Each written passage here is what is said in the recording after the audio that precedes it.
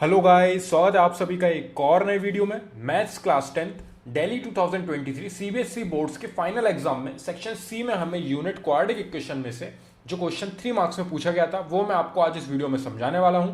Question है हमारा, find the value of P for which the quadratic equation P X bracket में X minus two plus six is equal to zero has two equal real roots.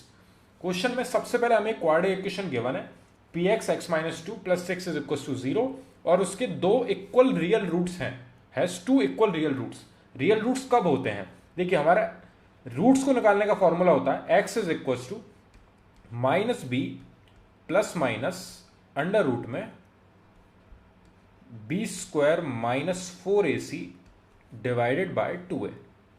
ये हमारा quadratic formula होता है x की value find करने के लिए, ठीक है ना, दोनों रूट्स फाइंड करने के लिए। हमारे टू इक्वल रूट्स कब होते हैं, उसकी कंडीशन होती है एक, वो कंडीशन ये है कि जब B square minus four A सी वाला पार्ट जीरो के इक्वल होता है, यानी कि ये रूट के अंदर जो वैल्यू गिवन है अगर ये जीरो के इक्वल होती है तो इसके दो इक्वल रूट्स आते हैं, ठीक है। अब मैं आपको एक एग्जांपल के रूप में बताता हूं। आप मान लीजिए B square minus four A C, एक क्वेश्चन में आपको इसकी value B square minus four A C जो है उसकी वैल्यू जैसे फॉर एग्जाम्पल 9 है हमारी, ठीक है, 9 है इसकी वैल्यू। ये 9 में वैल्यू यहां पे ले जाके रखता हूं, ठीक है। x इज इक्वल टू, यहां पे b हम मान लेते हैं फॉर एग्जांपल हमें गिवन है पॉजिटिव 1, ठीक है। तो माइनस साइन ये फॉर्मूले में आपका है और b की वैल्यू आपको 1 गिवन है, प्लस माइनस अंडर रूट में आपकी b square minus four A सी की वैल्यू 9 आई है, जैसे हम एक एग्जाम्पल के रूप में ले रहे हैं यहां पे, डिवाइडेड बाय 2a। और a जो है हमने मान लिया जैसे कि हमें यहाँ पे a की वैल्यू 1 गिवन है, ठीक है। ये मैंने जस्ट आपको समझाने के लिए एक अपने मन से एग्जांपल बनाया है, इससे आपको पूरा क्लियर होगा कि टू इक्वल रूट्स कैसे आते हैं, ठीक है। अब यहाँ पे अगर ये 9 आई है वैल्यू तो x is equal to minus one plus minus, ये 9 रूट में से बाहर आएगा 3 के वे में, क्योंकि 9 का स्क्वायर रूट 3 होता है। फॉर एग्जाम्पल 3 का स्क्वायर आपका 9 होता है, ठीक है। तो जस्ट अपोजिट हुआ है, डिवाइडेड बाय 2 इंटू 1 आपका होगा 2, ठीक है। तो यहां पे हमें क्या मिल रहा है, एक x की वैल्यू मिल रही है माइनस वन और यहां पे आप प्लस साइन ले लोगे 3 अपॉन में 2 और एक बार आपकी वैल्यू आएगी x is equal to minus one minus three divided by 2। देखिए यहां पे जो प्लस माइनस स्टार्टिंग से हमारा फॉर्मूले में चल रहा है, इसको एंड में ले जाके हम दो बार अलग अलग लिखते हैं, एक बार प्लस एक बार माइनस। तो जो रूट में से वैल्यू आती है वो एक पॉजिटिव आती है और एक नेगेटिव आती है। किस तरीके से, देखिए, अगर आप पॉजिटिव 3 का स्क्वायर करोगे यानी कि 3 मल्टीप्लाई बाय 3 तो आपको 9 देगा, लेकिन अगर आप माइनस 3 का स्क्वायर करते हो यानी कि माइनस 3 मल्टीप्लाई बाय माइनस 3 तो ये माइनस से माइनस कैंसिल होता है और ये भी आपको पॉजिटिव 9 देता है।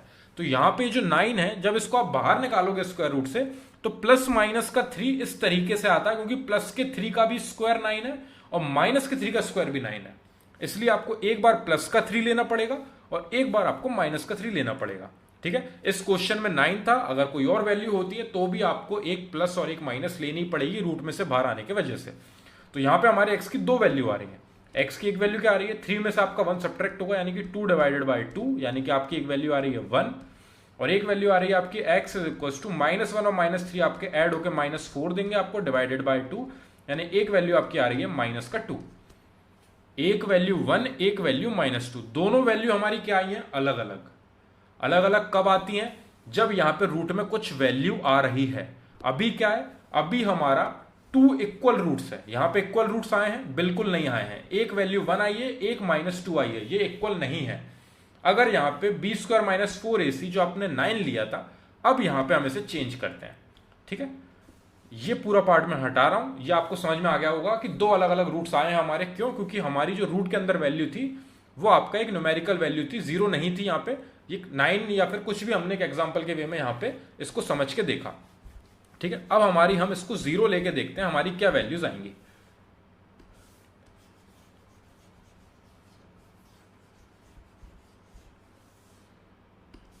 तो x इज इक्वल टू, हमने b की जगह पे क्या लिया था, b की जगह पे हमने 1 लिया था, प्लस माइनस अंडर रूट में इस बार B square minus four A सी हम जीरो ले रहे हैं, तो यहां पे रूट में आ गया 0।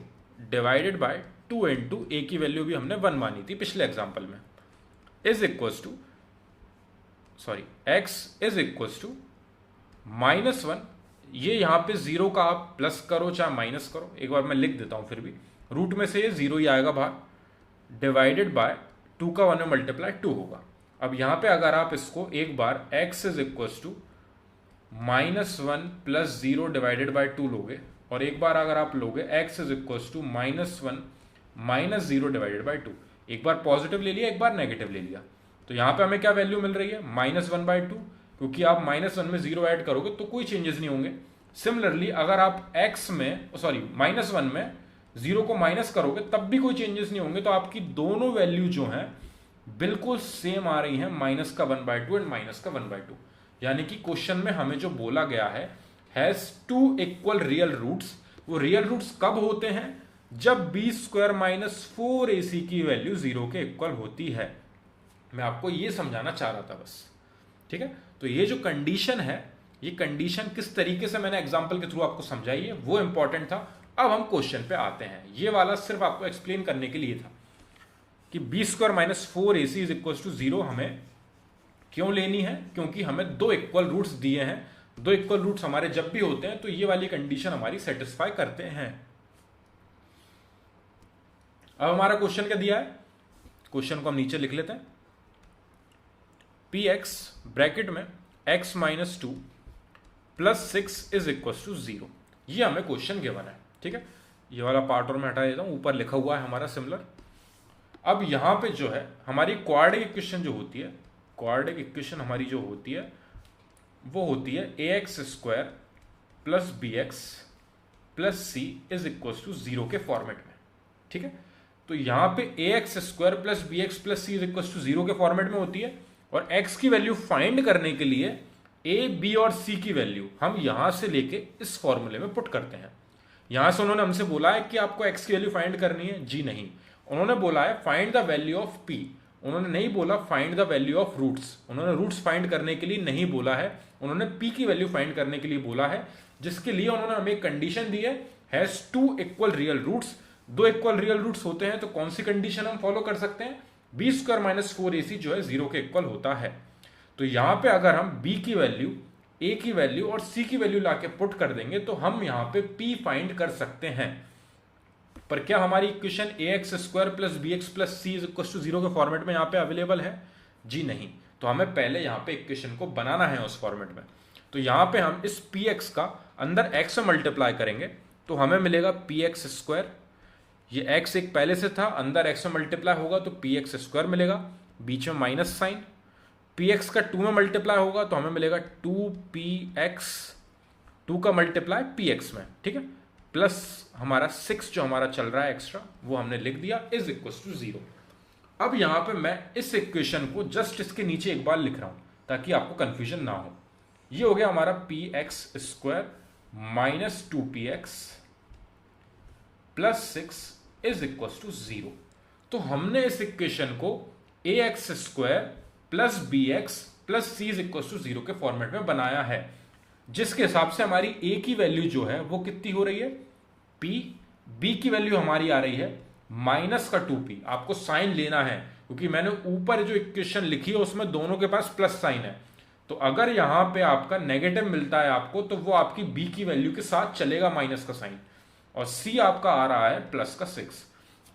तो आप यहां पे एक बार नीचे लिख लीजिए, a है आपका p पॉजिटिव, b है आपका माइनस का 2p, x को आपको छोड़ना है, पीछे वाले टर्म को छोड़ना है, और c जो है वो आपकी रिमेनिंग जो वैल्यू है यानी कि प्लस का 6 वो आपका c हो जाएगा। तो आपने a, b और c की वैल्यू यहां पे लिख ली है। अब आपको b² - 4ac जो है ये कंडीशन आपको पता है, क्यों, क्योंकि 2 इक्वल रूट्स आपको बताए हैं। तो b² - 4ac जो है we know that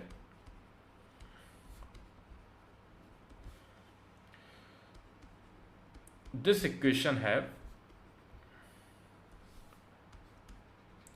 2 equal real roots, therefore b² - 4ac will be equal to 0। ठीक है, b² - 4ac जो है वो 0 के इक्वल होगा। जिसमें हम ए, बी और सी की वैल्यू यहाँ पे ले जाके सब्स्टिट्यूट करते हैं। बी की जगह पे हम -2p लिखेंगे, -2p, और बी का स्क्वायर है तो माइनस के 2p का स्क्वायर करना पड़ेगा।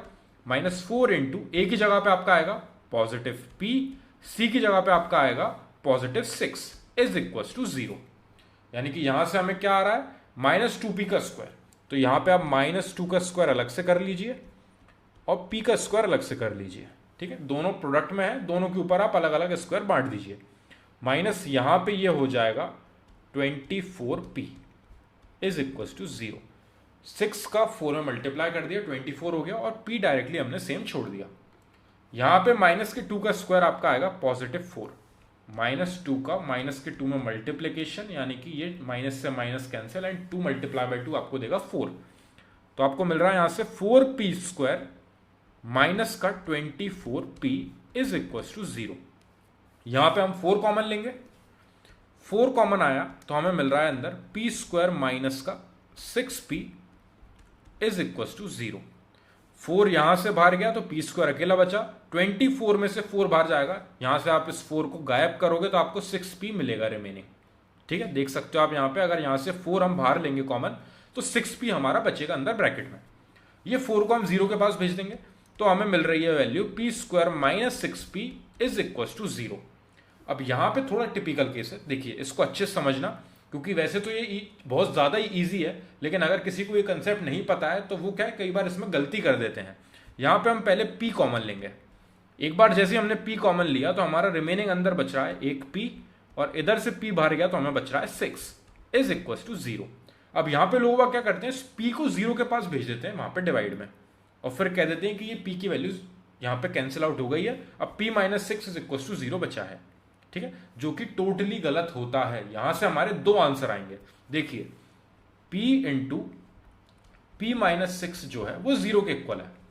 अगर इन दोनों का प्रोडक्ट जो है 0 के इक्वल आ रहा है, तो अगर इसकी वैल्यू 0 के इक्वल हुई, p-6 आपका सेम रहा, तब भी आपका 0 आएगा आंसर, क्योंकि 0 का मल्टीप्लाई आप p-6 में करोगे तब आपको 0 मिलेगा। अगर इसकी वैल्यू 0 के इक्वल जैसे नहीं है, ये p ही है, मल्टीप्लाई बाय, इस बार अगर इसकी वैल्यू 0 के इक्वल है तब भी आपको रिजल्ट क्या मिलेगा, 0। यानी कि या तो आपका p जो है 0 के इक्वल हो, या फिर p-6 आपका 0 के इक्वल हो, दोनों में से कोई भी अगर आपका 0 के इक्वल है तो आपका प्रोडक्ट क्या मिल रहा है, 0। तो यहां पे हमारा p जो है वो भी 0 के इक्वल हो सकता है, और p-6 जो है वो भी 0 के इक्वल हो सकता है। ठीक है, ये अच्छे से समझ में आया कि नहीं, ये बहुत इंपॉर्टेंट पार्ट है। अगर इसमें आपको कोई कंफ्यूजन है तो आप मेरे को कमेंट सेक्शन में जल्दी से जल्दी डिस्क्राइब करना, ताकि मैं इसको अलग क्वेश्चन में एक बार और समझा सकूं। ठीक है, वैसे आप यहां पे एक बार और समझिए कि ये इन दोनों का प्रोडक्ट जो है 0 के इक्वल आ रहा है। इन दोनों का प्रोडक्ट अगर 0 के इक्वल है, या तो इसकी वैल्यू 0 के इक्वल होगी या इसकी वैल्यू 0 के इक्वल होगी। दोनों में से कोई ना कोई एक की वैल्यू 0 के इक्वल होना कंपलसरी है, तभी तो दोनों का प्रोडक्ट 0 के इक्वल आएगा। तो हमें यहां पे नहीं पता है कौन सी वैल्यू 0 के इक्वल है, तो हम यहां पे p को 0 के इक्वल करेंगे और p-6 को भी 0 के इक्वल करेंगे, जिसकी वजह से हमारी एक p की वैल्यू क्या आ गई, 0, क्योंकि यहां पे हमारे पास और कोई वैल्यू नहीं थी। यहां पे p-6 0 के इक्वल करने की वजह से हमारी एक p की वैल्यू क्या आ रही है, ये 6 उस साइड जाके क्या हो जाएगा, +6। तो एक हमारी p की वैल्यू आ रही है यहां से +6। तो एक p आया हमारा 0 एंड एक और p हमारा आ रहा है +6। ये हमारी 2 वैल्यूज यहां से निकल के आई हैं। ठीक है, तो यहां पे हमारा जो फाइनल आंसर होगा वो होगा p इज इक्वल टू 0, +6। ये दोनों आपके फाइनल आंसर होंगे, क्योंकि 0 पुट करने से भी आपका b² - 4ac जो हमने माना था, b² - 4ac जो कि 0 के इक्वल हमारा स्टार्टिंग कंडीशन से था, उसमें आप ले जाके ये 0 और 6 को पुट करके एक बार देखेंगे। देखिए हमारा क्वेश्चन का है, हाँ, तो ये b² - 4ac जो था, जिसमें पुट करने के बाद हमारी क्या इक्वेशन आई थी, 4p² - 24p is equal to 0। ठीक है, तो यहां पे मैं ये थोड़ा सा पार्ट ये रब कर रहा हूं। अब हमारी p की क्या वैल्यू आई है, एक आई है 0 और एक आई है 6। तो एक बार हम 0 पुट करके देखते हैं। यहां पे 4p² - 24p जो है, इसमें पुट कर रहे हैं हम p is equal to 0। 0 put करके देखेंगे, ये बस में हम क्रॉस चेक कर रहे हैं, ये आपको वहां पे सॉल्व करके नहीं बताना है। जो सॉल्यूशन वाला पार्ट था वो हमारा यहाँ पे कंप्लीट हो चुका है। इस तरीके से जो हमारा लेफ्ट हैंड साइड पे पूरा लिखा हुआ है और ये मैंने आपको एक्सप्लेन करने के लिए बताया हुआ था। ये ए, बी और सी की वैल्यू आपको वहां पे लिखनी है क्वेश्चन में, ये याद रखना, ठीक है ना। अब ये 4 इंटू पी की जगह पे अगर हम 0 रखते हैं, 0 का स्क्वायर माइनस 24 इंटू 0, तो ये आपका 0 माइनस 24 का 0 में मल्टीप्लाई होगा, 0 मिलेगा, तो आपका आंसर क्या आ रहा है 0। तो आपका बी स्क्वायर माइनस 4ac 0 के इक्वल आ रहा है, बिल्कुल आ रहा है। जब पी आपका 0 है तो आपका बी स्क्वायर माइनस 4ac जो है 0 के इक्वल आ रहा है। यहाँ पे हमारी सेटिस्फाई कर रही है कंडीशन। एक बार 6 और रख के देखते हैं। अब हम पुट कर रहे हैं p इज इक्वल टू 6, तो यहाँ पे 4 इंटू पी की जगह पे हम 6 रखेंगे, तो यहाँ पे होगा हमारा 6 का स्क्वायर माइनस 24 इंटू यहाँ पे होगा हमारा 6, ठीक है ना। तो यहाँ पे हमारा क्या मिल रहा है हमें 4 इंटू 6 इंटू 6 माइनस 24 को मैं कैसे लिख सकता हूँ, 24 को हम लिख सकते हैं 4 इंटू 6, 6 4 24 होता है, और एक और 6 हमारा जो एक्स्ट्रा मल्टीप्लाई में है। क्या ये दोनों वैल्यू सेम नहीं है? ये बिल्कुल सेम टू सेम आ रही हैं और ये कैंसिल आउट होंगी, और यहाँ पे हमारा आंसर कितना आएगा 0। यहाँ पे मैंने इनका प्रोडक्ट नहीं करा, फालतू मेहनत लगती, आपको भी करने की जरूरत नहीं है, ये बस मैं आपको एक्सप्लेन करने के लिए बता रहा हूँ। तो 4 का मल्टीप्लाई आप 6 के स्क्वायर में करोगे और 24 का आप 6 में मल्टीप्लाई करोगे, दोनों वैल्यू बिल्कुल सेम टू सेम आएंगी। सब्ट्रैक्ट होने के बाद आपको 0 मिलेगा, यानी कि आपकी b square minus 4ac is equal to 0 जो आपकी कंडीशन इनिशियली चलती आ रही है वो आपकी सेटिस्फाई हो रही है। जब आपका p 0 आ रहा है तब भी और p 6 आ रहा है तब भी, इसलिए आपके फाइनल आंसर होंगे p की दो वैल्यूज, वो होंगी 0 एंड पॉजिटिव 6, ठीक है। और उसको निकालने के लिए प्रोसेस ये हमने पूरा अपनाया है। ये कंडीशन स्टार्टिंग में लेके क्यों चल रहे हैं, क्योंकि क्वेश्चन में हमें बोला है उन्होंने हैज 2 इक्वल रियल रूट्स। अगर 2 इक्वल रियल रूट्स होते हैं तो बी स्क्वायर माइनस 4ac की वैल्यू 0 के इक्वल होती है। तो आप b, a और c की वैल्यू निकाल के जैसे ही इसमें पुट करते हो तो आपसे जो भी अननोन वैल्यू पूछी गई है आप उसकी वैल्यू फाइंड कर सकते हो। इस तरीके से ये क्वेश्चन हमारा यहाँ पे कंप्लीट होता है। आई होप मैं आपको समझा पाया हूँ। अगर कोई और दिक्कत आई है इसमें या फिर कोई भी आपको डाउट है तो आप मेरे को कमेंट सेक्शन में जरूर डिस्क्राइब करना, फिर मैं उसको नेक्स्ट वीडियो में और बेहतर तरीके से समझाने की कोशिश करूंगा। Thank you very much for watching this video.